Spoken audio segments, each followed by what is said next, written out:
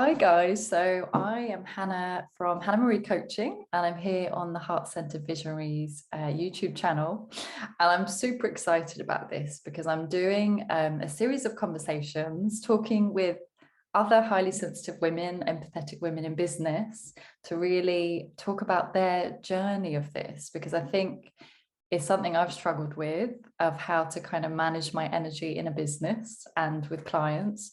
So each lady, I'm sure, is going to bring their wisdom, and my intention is it really empowers you to start really embracing and accepting your sensitivity, because you're not alone on this journey.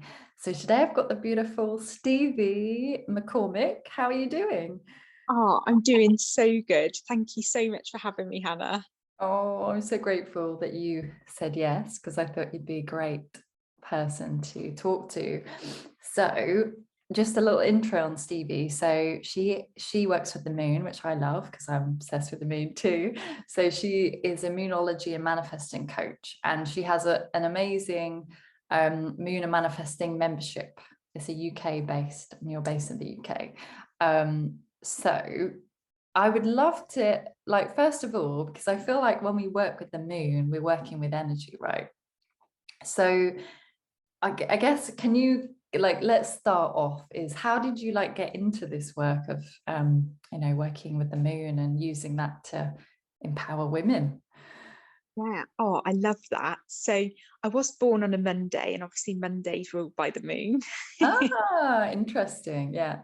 in astrology. So um I've always been like, throughout my childhood and that, I was very, like, I used to call myself very geeky. I used to collect crystals. I used to write down all their meanings, how they would heal, make lotions and potions out of everything outside, charge my crystals under the full moon. So it's something that I've always kind of done. And then you know what it gets like. I just kind of got ate up in the world. As I got into my later teenage years, I left home because that home environment was quite toxic. So I left home quite young, and it's quite easy for, like, the corporate world and way to exist and way to survive, which feels easiest, can sometimes feel within that. And I was definitely an empath in that world, with maybe no real recognition and connection to my spiritual gifts at Wow. that point. It's tough, isn't it? I think that corporate world, like, I haven't been in the corporate world, but what I hear from women is, like, you feel disconnected from the heart. It's all about the masculine and forcing through. When obviously, if we are empathetic, then it's kind of probably a challenging place to be in, right? Yeah. So, and also I just wanted to say, because I didn't mention how I met Stevie. So well, I've been following you on Instagram for a while, and then I went to this wellness fair the other day, and there she was talking about the moon and manifesting on a stage, and I was like, I know Stevie.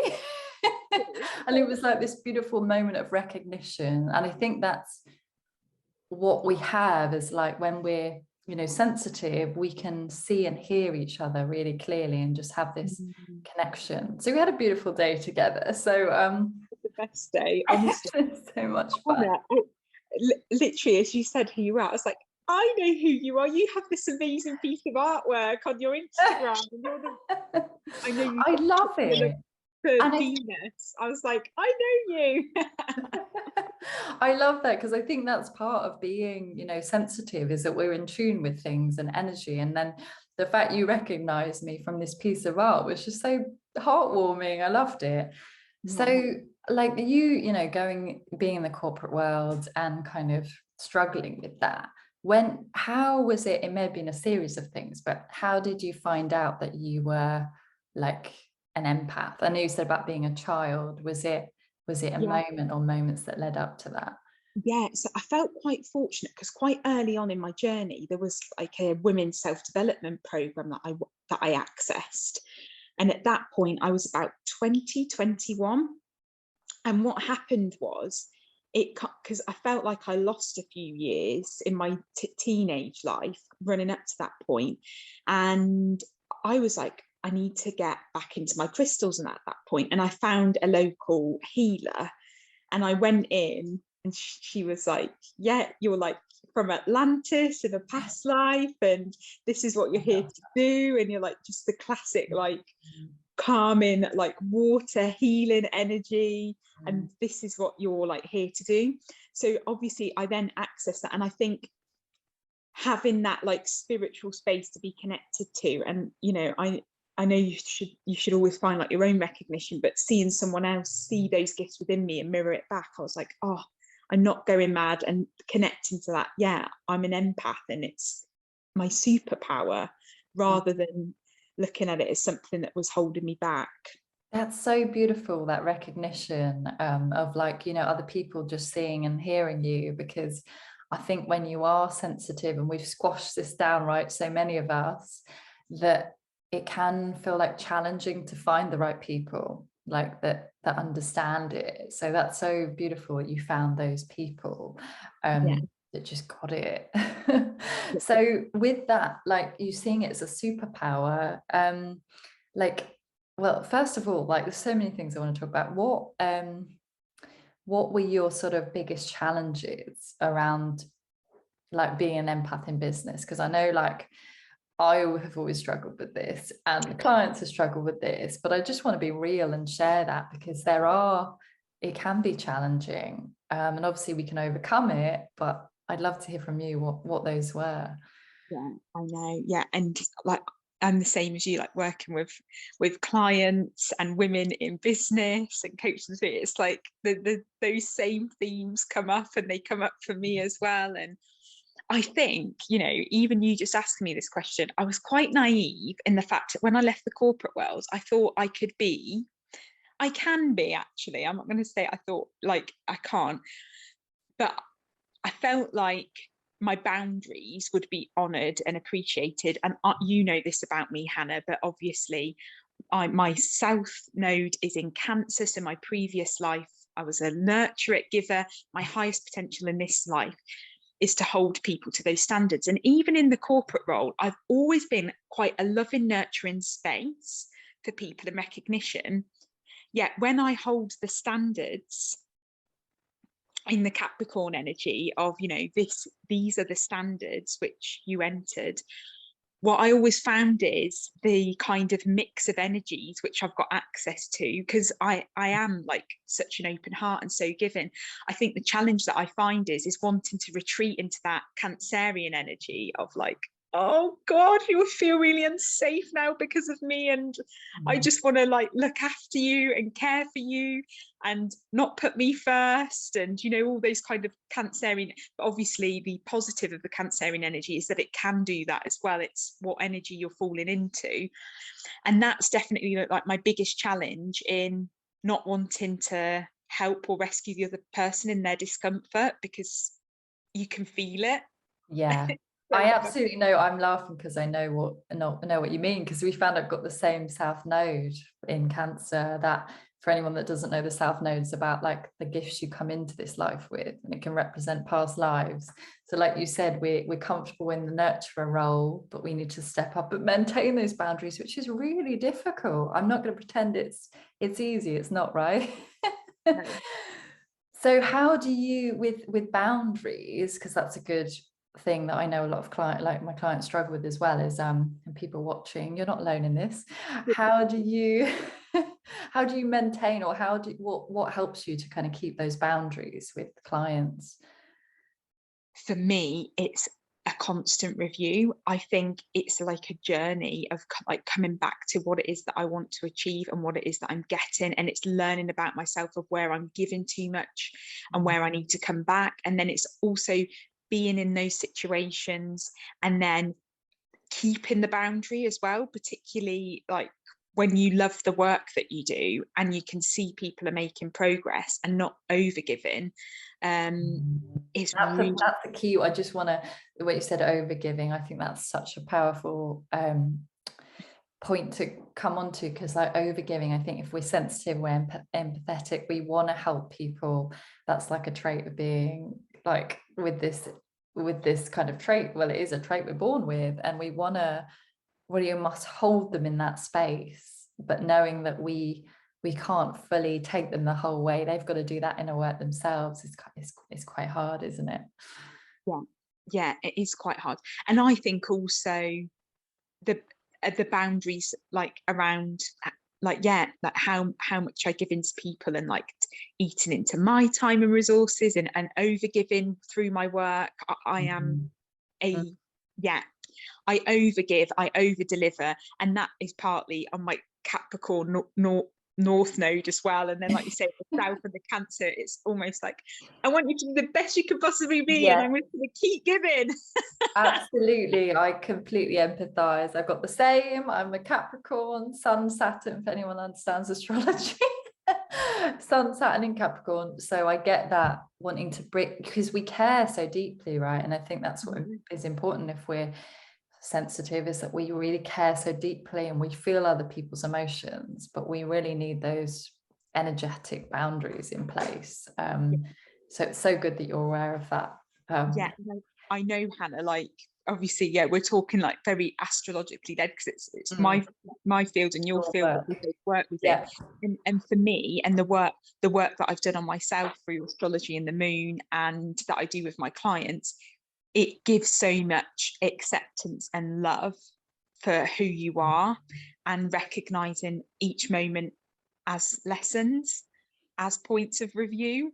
And that it's like, I know you shouldn't have like any of that outside recognition, but sometimes it's nothing nicer than when you see your chart and you're like, oh gosh, thank the Lord, like I'm feeling like that. Absolutely, because absolutely, I mean, it is a tool we both work with. So I'd love, and something, you know, the moon cycles is something I've leaned into more in the last year or two. So I'd love to hear a bit more, because essentially I always think moon cycles, you're working with energy.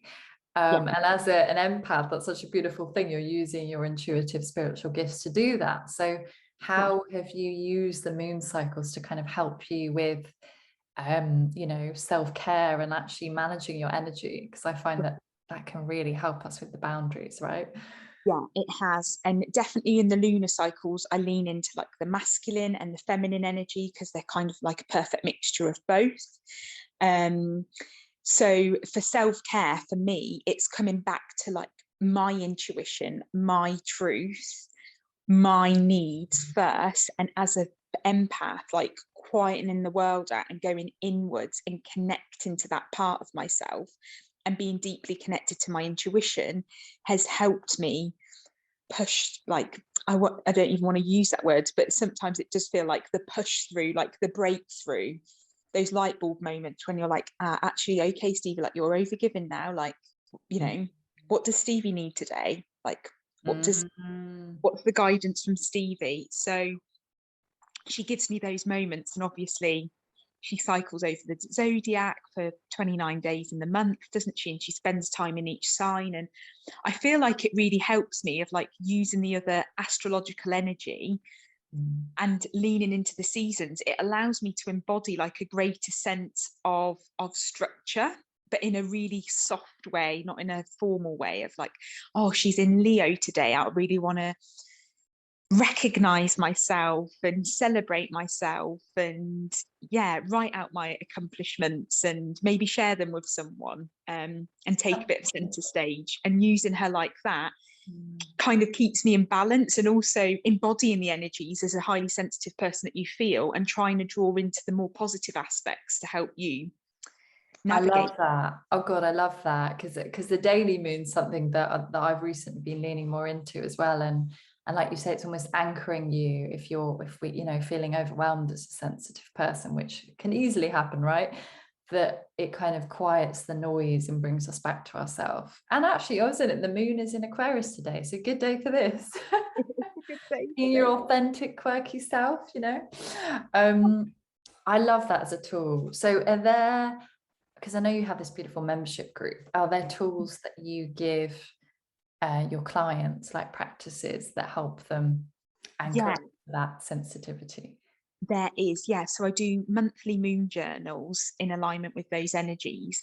And, you know, I've got like new beginners in there, mediums, like people that are like quite like use it for the moon and just want some like accountability, like a space to feel inspired and motivated. So monthly moon journals. And then I also have masterclasses each month, and I kind of align them with the astrological energies.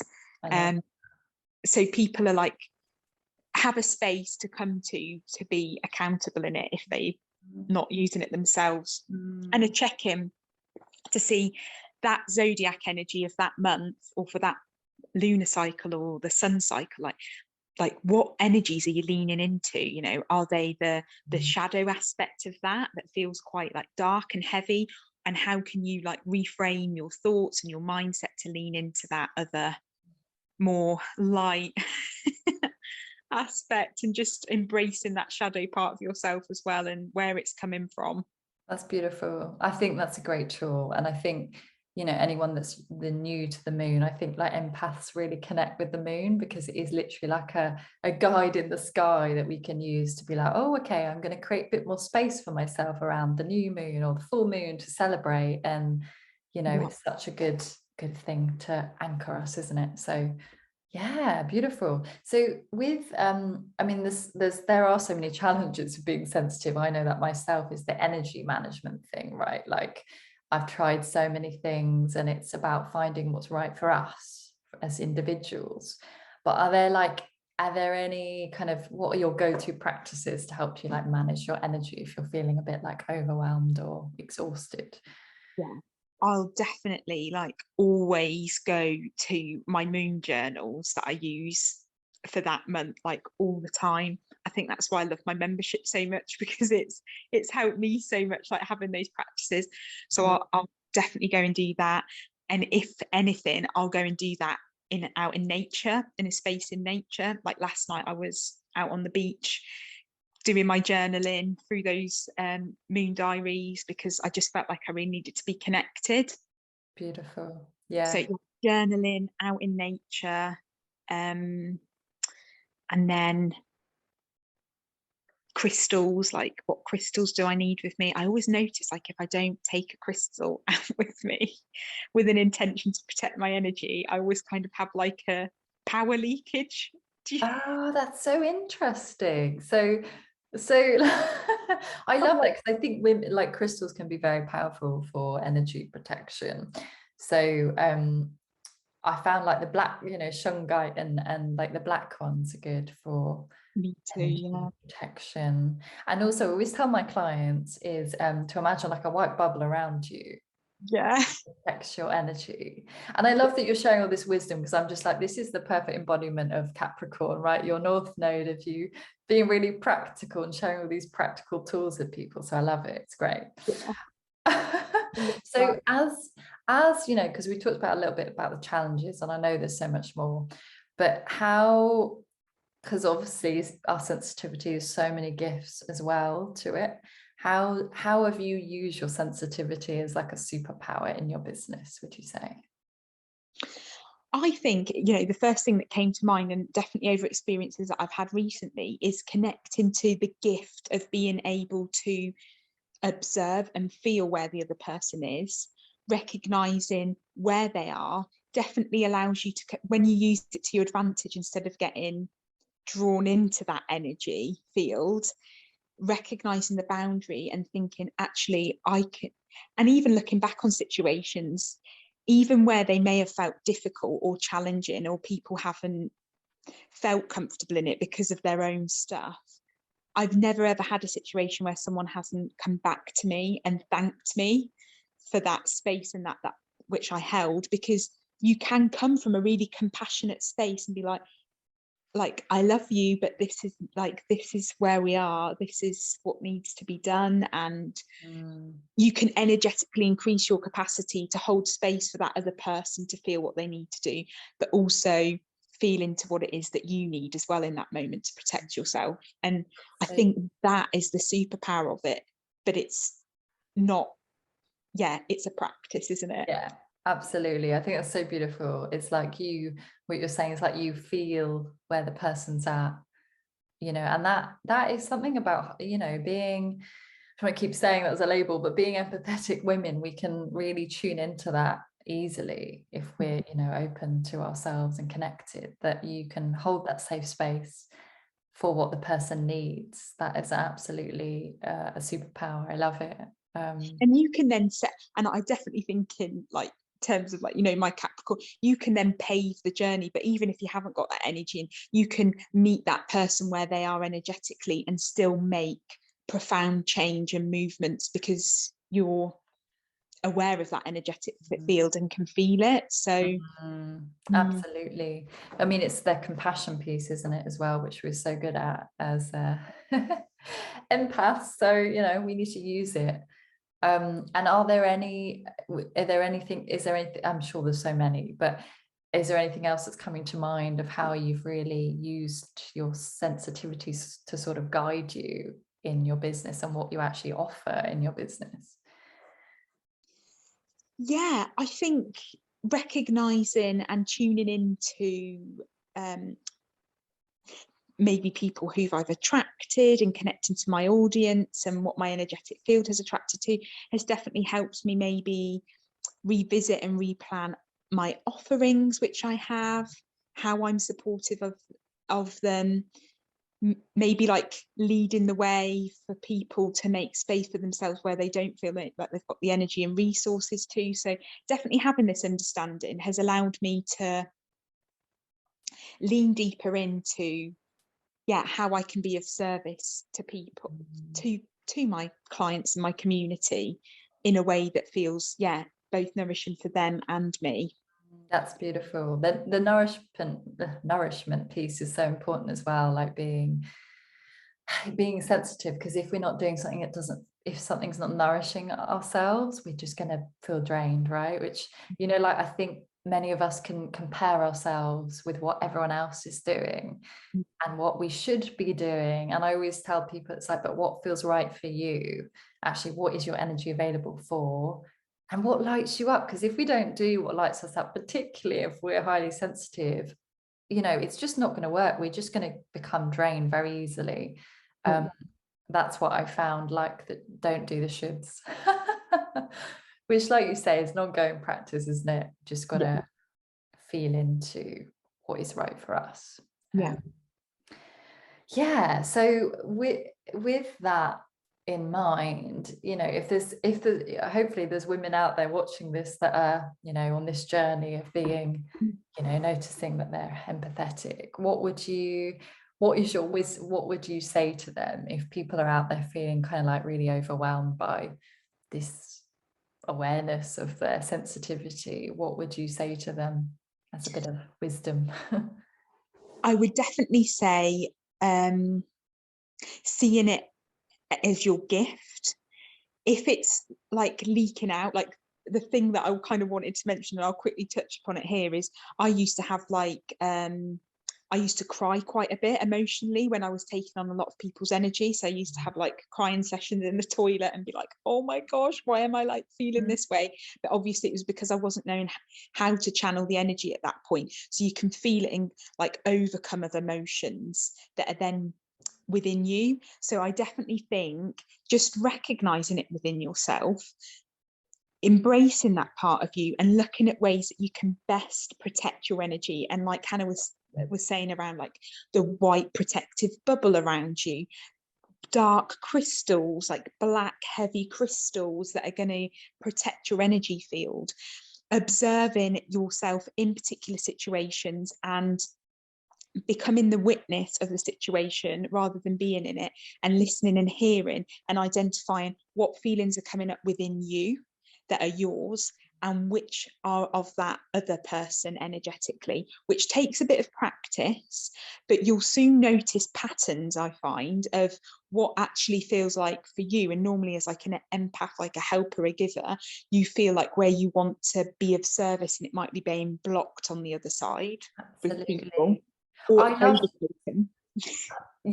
Sorry, I cut you off. I love that you're saying about being a witness. This is something that I talked to about with somebody else, and she was saying the same, is noticing what's yours and what is theirs. And I think that is, it can be really challenging, because if we are empathetic and open, we just take it on, all of it on. So yeah, that kind of connecting back to you. I think it's having those self-care practices every day. And it's so important who you're hanging around with, right? Because I've had these situations where I've had friends that really drain me and I felt exhausted afterwards. And I realized this was quite a few years ago. I didn't understand that I was probably sensitive and I would be drained after their presence. So, you know, it's really important to be around women that understand you and that can hold you in that space, whether it's one-to-one or in a group or whatever. It really is important. So, Isn't it? So yeah. Amazing. Well, thank you so much for sharing your wisdom. I feel like you've just shared so much in your Capricorn North Node way. I love it. Tap into your inner resources. And I will leave all the links so that you can connect with Stevie on social media and find out more about her membership group. And yeah, what is, like, I want to leave, you shared so much. What is, I don't know how this is coming to me. If you could see yourself, you see your sensitivity as a superpower, right? Do you connect that with, like, I love working with archetypes. Do you see that as like an archetype? Like when you step into that sensitivity, like, do you see a vision for yourself when you're in that energy? oh my gosh, I love that. I've never thought of it as like that now. Oh my gosh, I love that, Hannah. No, I have never done that, but I'm evidently now going to do that because I absolutely love that idea, like the mother Stevie. Yes, it's just an idea, and actually everyone can think about this because yeah, I haven't really thought about it myself. It's just come to me now. Is like if you were embodying that, you know, your sensitivity, you felt empowered in that sensitivity and using it as your superpower, you know, what would that look like? Who would you be? How would people be reacting to you? Maybe I need to do meditation on this. But that would be a fun exercise to do. What is that like archetypal energy for you? Maybe it's like a Artemis, you know, the wild goddess, or maybe it's something more like Aphrodite that's really soft and receptive. So Yeah. Oh my gosh, I love it. Yeah, I feel I definitely yeah, I want to connect deeper to that yeah, and yeah. feel I love that idea. Yeah. Great. Well, I hope that leaves you with something to work on, I people. feel like Hannah's left us all now, like, oh my gosh, yes. Because I'm like, what, yeah, which one? I just feel like, yeah. Yeah, because I think when you step into that energy, you know, like if we're quite visual and we're quite sensitive, we can tap into different energies. So I think it's always good, you know, for me, like I always connect really with Artemis, probably with my Sagittarius energy of like the wild moon goddess that is connected with nature and animals. So it's kind of that, I guess, what, as a question to you to ponder on is what archetypes and what energies can support you in being seen in your sensitivity? Because I know it's hard, right? It's not easy, but we're in this journey together. So it's something to explore. Oh my gosh, yeah, I love it. I hadn't thought of it like that. Great. Yeah. Oh, well, thank you so much for your time, Stevie, and sharing Thank you, Hannah. your wisdom. And I know this is going to help so many people. So thank you. Thank you. All right. Lots of love. Bye. Bye.